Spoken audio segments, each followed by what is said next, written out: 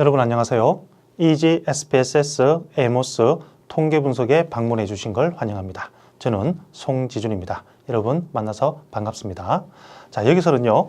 구조 방정식 모델의 이해를 하는 것과 그리고 구조 방정식 모델 분석의 기본 원리 그리고 에모스에서 어떻게 이런 모델을 작성하는지 제가 한번 직접 실습을 통해서 보여드리도록 하겠습니다. 먼저 구조방정식 모델에 대해서 먼저 이해를 먼저 해보도록 하겠습니다. 자, 다음과 같은 그림이 있다고 우리가 한번 생각을 해볼게요. 연구 모델이 되겠죠. 여기 동그라미가 있고 또 동그라미가 네모로 화살표가 꺼지고 다시 이 네모에서 어떤 것들이 또 네모를 또 이렇게 화살표가 꺼져 있고 자, 또 동그라미가 있고요. 그리고 또 동그라미에 화살표가 꺼져 있고 또 네모와 또 이렇게 동그라미가 네모에 영향을 미치고 또 이렇게 또 동그라미 위에 또 동그라미가 있고 좀 처음 보시는 분들은 좀 생소한 그림이 되겠습니다. 이것이 우리가 얘기하는 구조방정식 모델 분석, 영어로 얘기하면 SEM 분석, Structure Equating 모델링, 그래서 SEM, SEM에서 SEM 분석이다 이렇게 표현하기도 합니다. 자, 그렇다면 여기서 동그라미가 의미하는 것이 뭐고 네모가 의미하는 것이 무엇이며 네모에 영향을 미치는 이 작은 동그라미는 무엇인지 우리가 하나하나 한번 보도록 하겠습니다. 먼저 우리 앞에서 나왔던 그림에서 먼저 스트레스가 생활 만족도에 미치는 영향의 모델이었어요. 그래서 설문지 문항 내용을 보면요. 1번에서 12번 스트레스가 됩니다. 그래서 1번에서 6번까지는요, 신체적 스트레스고요. 7번에서 12번은요, 정서적 스트레스가 됩니다. 그리고 여기 나오는 5개의 문항은요, 요거는 생활 만족도가 되겠습니다. 이런 설문지를 통해서 데이터를 가지고 와서 우리가 SPSS에 코딩을 했겠죠. 그 코딩을 하고 난 이후에 우리가 어떻게 되냐면 에모스에서 그림을 그려서 그 SPSS하고 에모스 상에서 그린 모델과 어떻게 됩니까? 데이터를 접목을 시켜서 분석을 하게 되는 것입니다. 자, 설문지 문항 내용은 이렇다는 것을 우리가 아시고 넘어가고요. 자, 그 다음에 두 번째, 측정 변수의 이해입니다. 아까 전에 최초의 그림을 봤을 때 네모 변수를 가지고 측정 변수다라고 이야기합니다. 자, 이 측정 변수는요, 실제로 수집한 데이터입니다. 즉, 설문지 문항을 SPSS에서 코딩한 데이터를 이 네모 칸 안에 직접 투입하게 되는 것입니다. 자, 이 부분은요, 나중에 실습 때 제가 다시 한번 이 SPSS에서 코딩한 자료를 가지고 어떻게 측정 변수로 투입하는지 제가 직접 보여드리도록 하겠습니다. 자, 그렇다면 전체 구조방정식 모델 분석에서 동그라미가 있고 네모가 있다면 이 네모에는요, 실제로 내가 수집한 데이터가 들어간 것은 이 네모, 즉 측정 변수다라고 이해를 하시면 되겠습니다. 다음에는 잠재 변수입니다. 자, 잠재 변수는 동그라미 변수입니다. 자, 이 동그라미 변수가 어떻게 구조방정식 모델 분석에서 탄생을 했는가라는 것은 지금 제가 여기서 강의를 하면 아무도 이해를 못합니다. 이거는 본 강의 안에서 어떤 최초의 회계 분석에서 경로 분석에서 구조방정식 모델 분석으로 이 변화하는 과정에서 잠재 변수가 무엇이 어떻게 해서 이 잠재 변수가 탄생했는지 그때 강의가 있거든요. 만약에 지금 강의라면 너무 어렵게 되고 또 이해도 못하게 됩니다. 지금은 좀 쉽게 이해를 하기 위해서 실제로 측정되지 않는 변수이다라고 우리가 기억해 두시고요. 여기서 보면 측정 변수가 생활 만족도 1, 2, 3, 4, 5번이 설문지상에서 우리가 조사를 해서 얻은 결과를 SPSS에서 코딩한 자료를 이 네모에 투입한다고 제가 말씀드렸죠. 이 투입했는 게 생활 만족도 1번, 2번, 3번, 4번, 5번 즉 이 5개의 문항은 무엇을 설명하느냐? 생활 만족도를 설명한다라는 의미에서 잠재 변수를 동그라미를 놓고 생활 만족, 이거는 직접 타이핑 치는 겁니다. 내가 나중에 뒷부분에서 직접 그림을 그릴 때 제가 보여드릴 겁니다. 생활 만족도 직접 타이핑을 쳐서 이 5개의 측정 변수는 생활 만족도를 의미하는 것이다 라고 라는 의미에서 잠재 변수가 존재를 한다. 지금은 그렇게 생각하시는 것이 좀 쉬울 것입니다. 자, 어쨌든 이 동그라미 변수는요, 잠재 변수가 되고요.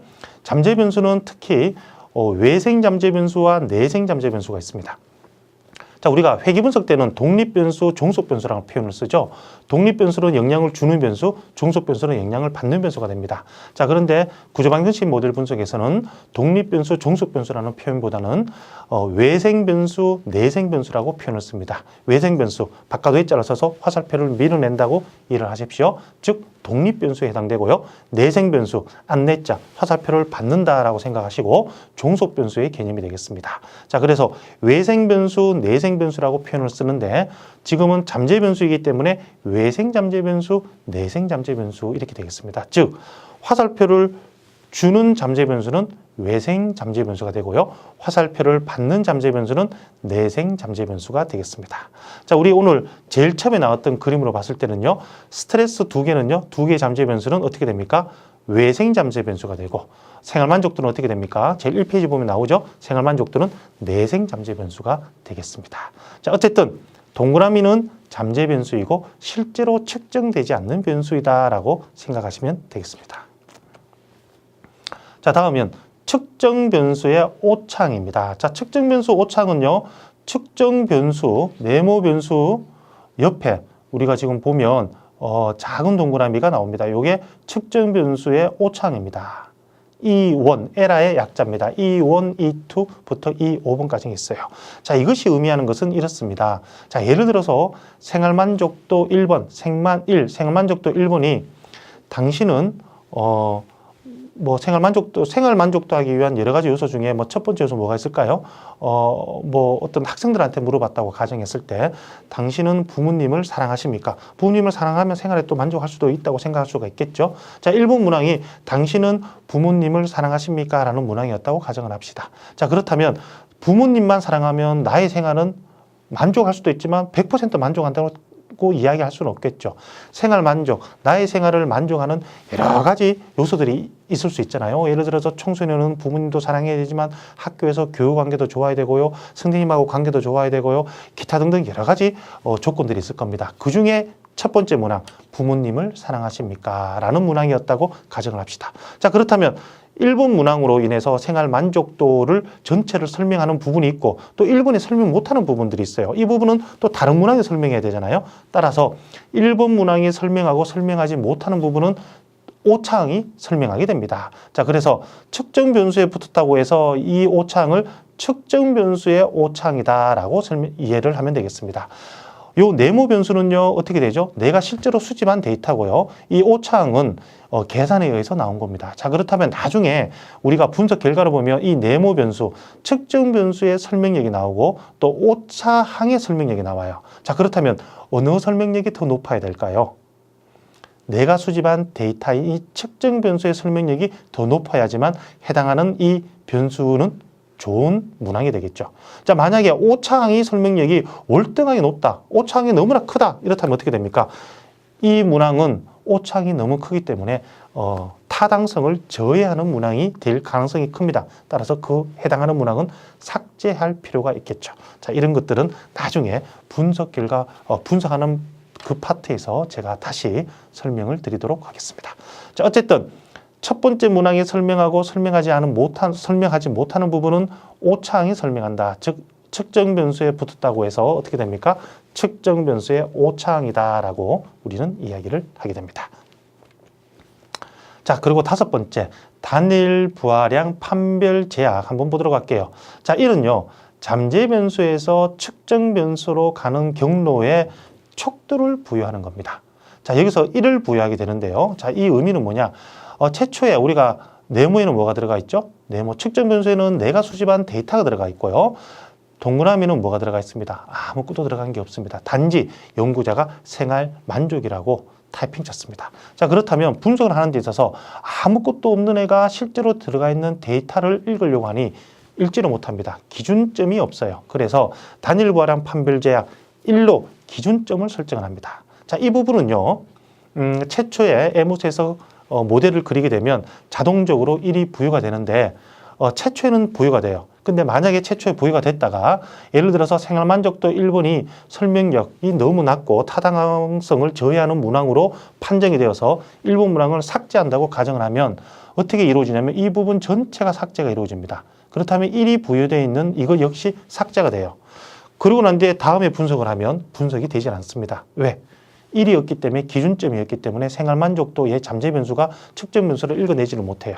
그 다음부터는 1이 자동으로 부여된 1이 삭제가 되고 난 그 다음부터는 연구자가 직접 이 화살표에 더블 클릭을 해서 1을 부여를 해야 됩니다. 초보자들이 제일 많이 실수하는 부분입니다. 우리 연구소에서 하는 이 뒤에 본 강좌에서도 이 부분에 대해서 아주 강조를 하고 있고요. 제일 마지막에 분석이 이루어지지 않을 때라는 파트가 있습니다. 그 파트에서 다시 한번 강조를 하고 하는 방법에 대해서 재차 설명을 하고 있습니다. 자, 어쨌든 이 1을 부여하지 않으면 분석이 이루어지지 않는다. 하지만 최초에는 부여가 된다. 단일 부하량 판별 제약이다라고 기억하시면 되겠습니다. 자, 6번째입니다. 비표준화된 회계 개수입니다. 자, 우리가 조금 전에 제가 1이 있어야지만 분석이 된다고 말씀드렸죠. 요 1을 기준점을 두고 각각의 경로에 계산이 이루어집니다. 즉 생활만족도가 각각의 측정 변수들을 계산을 하는데 그때 나온 값을 비표준화된 회의계수라 그래요. 자, 두 번째 보면 1.10, 0.99, 0.90, 0.81, 1 넘기도 하고요. 1이 안 넘기도 합니다. 즉 표준화되지 않은 변수들의 값은요. 일정한 범위 안에 속하지 않아요. 그래서 어떤 다른 변수들끼리 직접적으로 비교할 수가 없습니다. 자, 그래서 비표준화된 회의 개수값, 이걸 가지고 1을 기준으로 나온 값들, 이걸 비표준화된 회의 개수값이라고 그럽니다. 이런 비표준화된 회의 개수값을 평균이 제로고 표준 편차가 1을 되는 표준 정규 분포를 만들어주는 Z점수라는 게 있습니다. 이 Z점수를 가지고 스탠다드 리그레이션 웨이트, 즉 표준화된 회의 개수값을 만들어주면 어떻게 되냐면 서로 간에 비교가 가능하게 됩니다. 자, 어쨌든 1을 기준으로 나온 값을 비표준화된 회의 개수값이다 라고 이해하시면 되고요. 그 다음에 표준화된 회계 개수값입니다. 조금 전에 설명드린 Z 점수를 가지고 표준화된 값을 만들어주는 거죠. 자, 표준화된 회계 개수값은요. 측정 변수별로 설명력의 크기를 비교할 수가 있습니다. 자, 여기서 보면요. 1번 문항은 0.84, 2번은 0.95, 0.76, 0.68, 0.57, 즉 0.95, 즉 생활만족도 2번이 제일 많은 설명력을 가지고 있다는 것을 우리가 알 수가 있습니다. 상대적으로 비교가 가능하다는 것입니다. 자, 밑에 계속 보면요. 표준화된 회의 개수에서 0.5 이하 값이 나온다면요. 설명력이 좋지 않아 타당성 확보 차원에서 삭제하는 것이 바람직합니다. 즉 무슨 말이냐면은 이 측정 변수, 내가 실제로 내가 실제로 수집한 데이터가 투입되는 곳이 측정 변수라고 말씀드렸죠.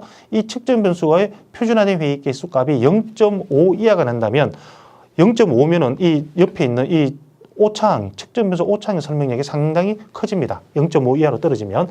즉 측정 변수가 설명력, 표준화된 회의 개수 값이 0.5 이하로 떨어지게 된다면 타당성 확보 차원에서 해당되는 측정 변수는 삭제하는 것이 좋습니다. 자, 그래서 표준화된 회의 개수 값을 제곱을 하면 SMC, Squared Multiple Correlation이래요. 이게 회계 분석에서 R 스퀘어 값, R 제곱 값이 됩니다. SMC 값이 되는데요. 만약에 0.5일 때 SMC 값은 어떻게 되죠? 0.25가 되죠. 나중에 우리가 분석 결과에서 타당성, 이 문항의 이 모델의 타당성 확보하기 위해서 SMC 값이 0.25 이하가 되는 각각의 변수들, 측정 변수들은 우선적으로 삭제하는 것을 고려하는 것이 타당성 확보 차원에서 바람직하다고 이야기할 수 있겠습니다. 자, 8번째, 잠재 변수의 오차항입니다.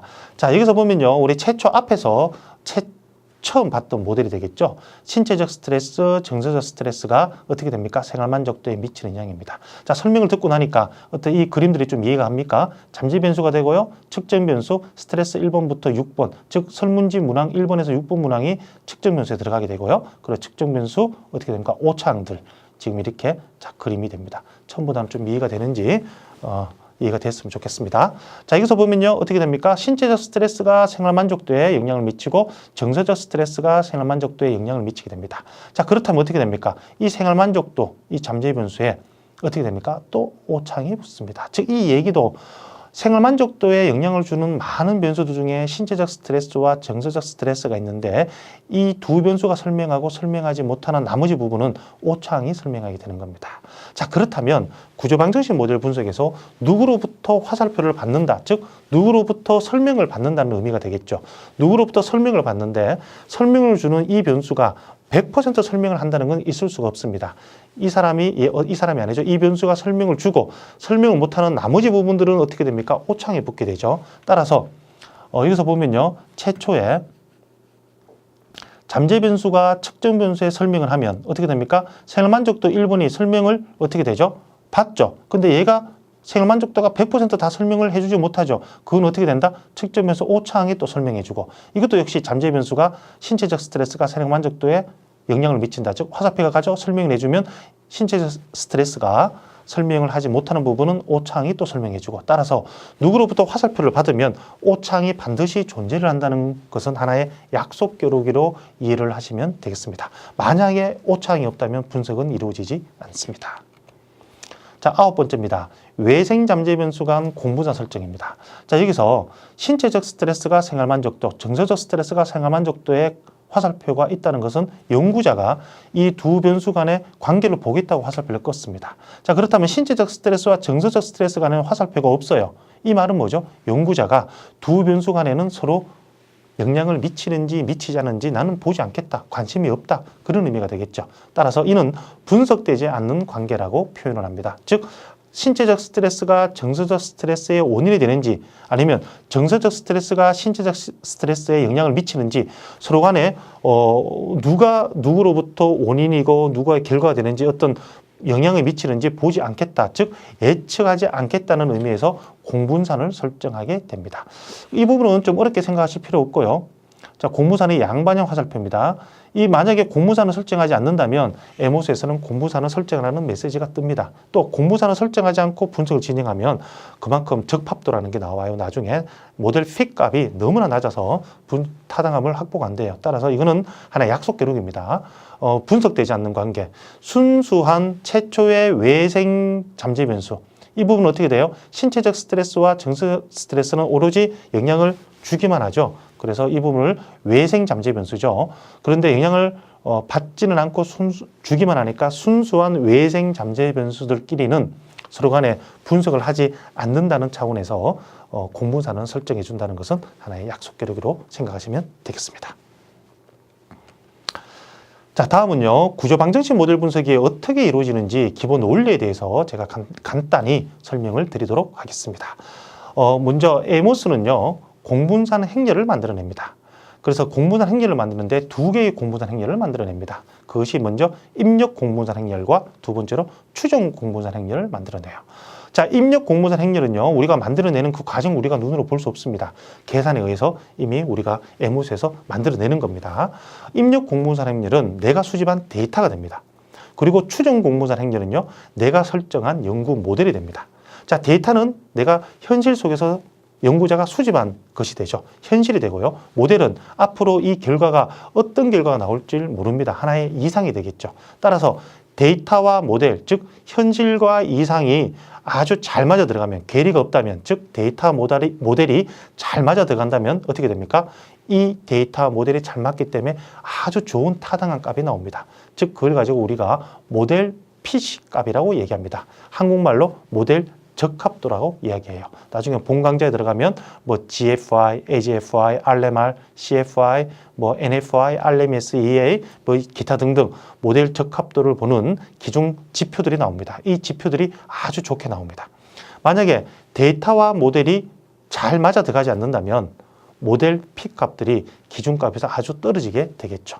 자, 그래서 내가 수집한 데이터가 내가 설정한 모델에 잘 맞아 들어간다면 어떻다? 현실이 이상에 잘 반영이 돼서 모델 P 값이 아주 좋게 나온다는 것을 우리가 알 수 있습니다.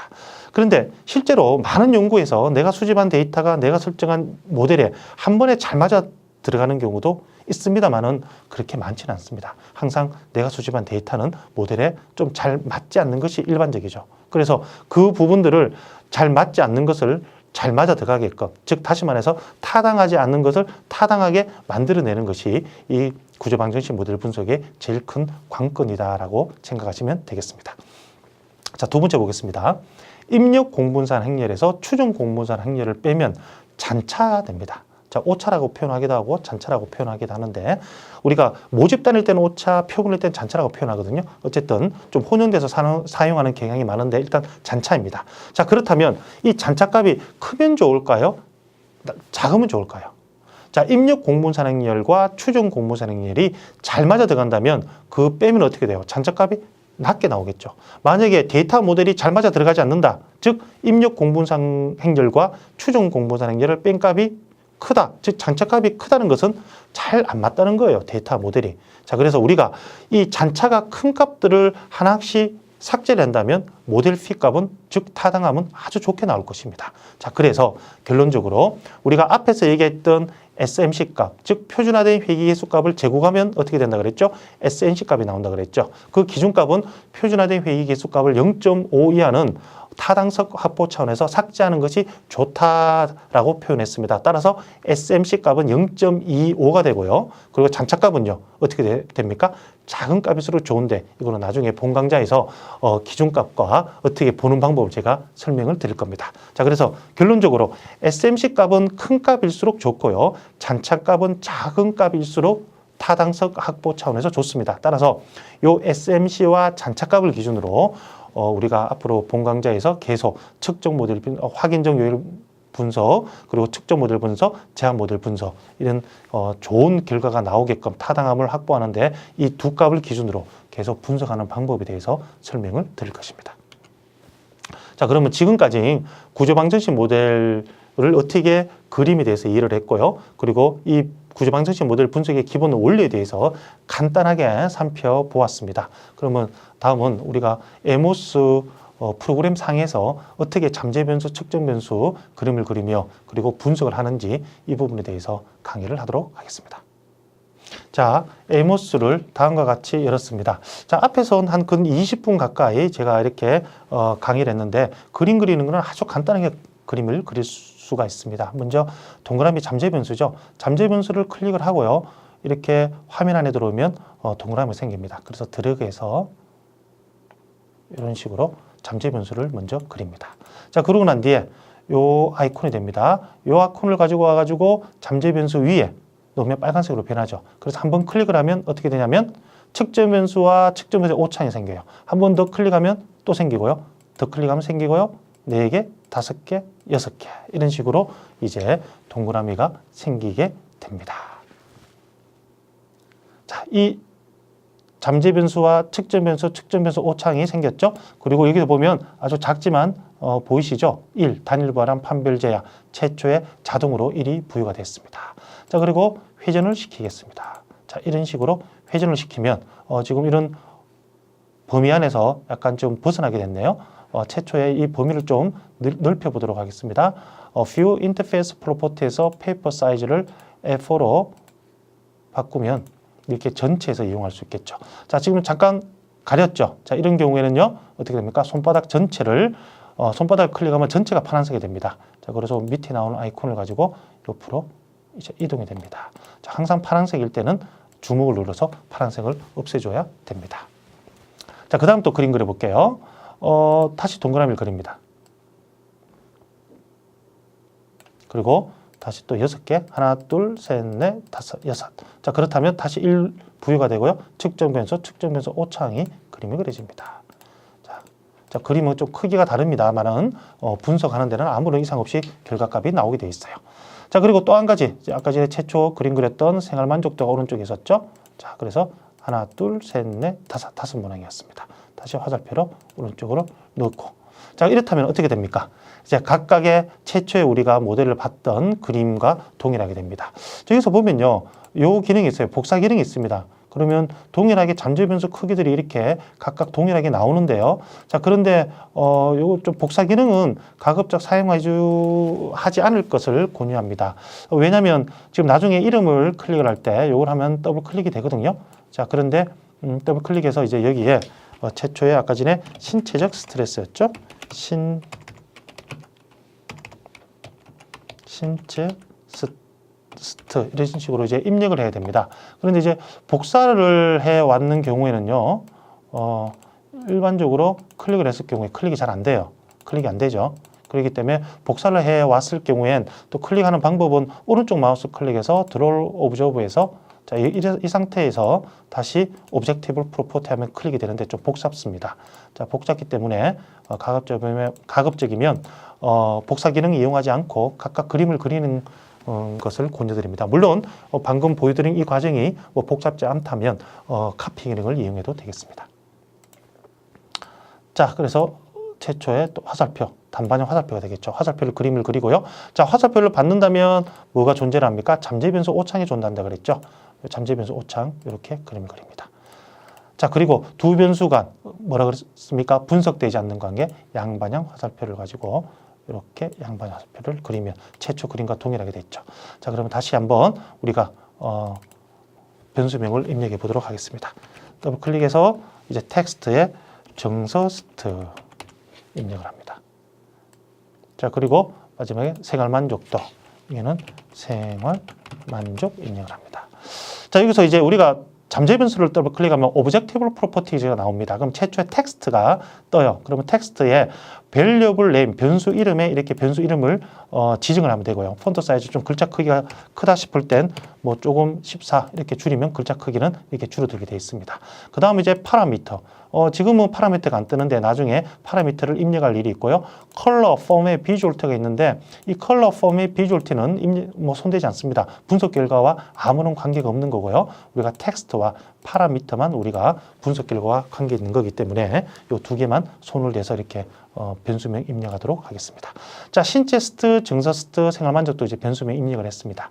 자, 그 다음에 오창, 측정 변수 오창들 여기에 다시 동일하게 더블 클릭을 해서 variable name에 에라 약자 E1 이런 식으로 입력을 예전에는 했는데 최근에는 버전이 향상이 되면서 plugin 밑에 네 번째 name unobserved variable이 있습니다. 이걸 클릭을 하면 오창 번호가 자동으로 부여가 됩니다. 자, 그러면 잠재 변수, 측정 변수 오창 이름 다 부여했습니다. 지금 남아있는 건 뭐죠?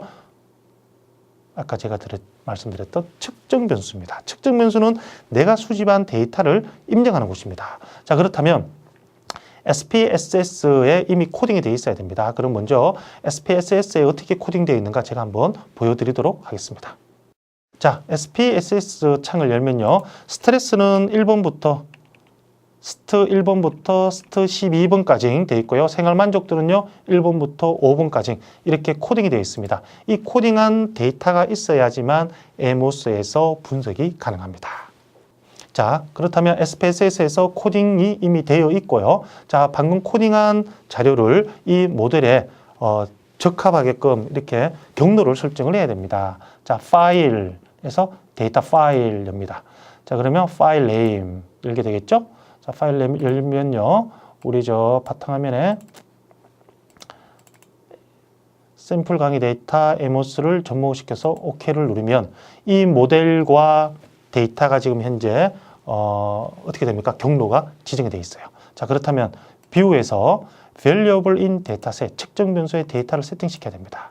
자, 그러면 아까 SPSS 봤던 변수들이 이렇게 뜹니다. 그럼 스트레스 1번 들어가서 투입을 시킵니다. 2번 투입을 시킵니다. 3번, 4번, 5번, 6번, 그리고 7번, 8번, 9번, 10번, 11번, 12번.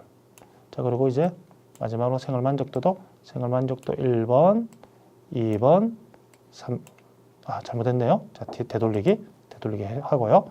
3번, 4번, 5번. 자, 이렇게 그림을 완성시킬 수가 있습니다. 그렇다면 어떻게 되죠? 잠재 변수, 측정 변수, 변수 다 투입했고요. 측정 변수 오창. 최초에 우리가 그림을 봤던 것을 이렇게 그림을 그릴 수가 있습니다. 자, 그렇다면 이제 분석을 해야 되겠죠. 그 다음 단계는 뷰에서 Analysis Properties 뜨면 여러 가지 탭이 뜹니다. 이 탭에서 우리가 Output 탭을 클릭을 했어요. Standard Estimate, 스퀘어드 멀티플 콜릴레이션 SNC 값이 되고요. 레지얼 모멘트 이게 잔차값이 됩니다. SMC와 잔차값을 보고 우리가 어떻게 됩니까? 변수 정제를 한다고 제가 타당성을 확보한다. 즉 모델 P 값을 만들어낸다고 제가 앞에서 말씀드렸죠. 그 결과 값들을 봐야 되겠죠. 체크를 하고 꼬표를 누릅니다. 자, 그러고 난 뒤에 어나리시스에서 에스티메이트 값. 에스티메이트는 추정치죠. 우리는 전부 다 이게 추리 통계입니다. 그죠? 그렇기 때문에 모든 여기서 나오는 값들은 모집단의 모수를 추정하는 에스티메이트 값이 되겠죠. 그래서 에스티메이트 값을 계산을 해라라는 것이 됩니다. 방금 제가 말씀드린 게 이해가 안 간다면요. 우리 연구소에 SPSS 샘플 강의를 누구나 볼 수 있습니다. SPSS 샘플 강의를 보면 방금 추리 통계의 에스티메이트 값을 대해서 이해를 하실 수가 있을 겁니다. 자, 그래서 Calculate Estimate를 클릭을 하게 되면 그 분석 결과 값이 나오게 되겠습니다. 자, 여기까지가 구조방정식 모델 분석, 모델을 그리는 방법과 구조방정식 모델 분석의 기본 원리, 그리고 분석하는 단계까지 살펴보았습니다. 어떻습니까? 좀 이해가 되는지 모르겠습니다. 물론 이제 분석하고 난 이후에 여러 가지 SMC 잔차값이라든지 뭐 그런 걸 가지고 확인적 요인 분석, 측정 모델 분석, 그 과정을 통해서 또 측정 모델 타당성 검증을 거쳐서 그 다음에 우리가 각각의 연구자들이 설정한 모델이 어떤 가설의 채택이냐 기각이냐 그런 걸 보는 제한 모델 검증 단계까지 이제 이어지게 되겠죠. 자, 그러한 순차적인 단계들은 우리 본 강좌를 통해서 하도록 하고, 샘플 강의는 구조방정식 모델 분석, 즉 구조방정식 모델 분석 중에서 여러 가지 도구들이 있어요. 에모스, 리즈럴, EQS. 지금 현재 에모스가 전 세계적으로 가장 많이 이용되고 있습니다. 따라서 에모스에서 어떻게 이 구조방정식 모델을 그림을 그리며 어떻게 분석을 하는가 간략하게 살펴보았습니다. 반복해서 보신다면 좀 더 이해를 하실 수가 있을 것입니다. 자, 끝까지 청취해 주셔서 감사합니다. 나중에 본 강좌를 통해서 더 많은 지식을 쌓기를 바라겠습니다. 감사합니다.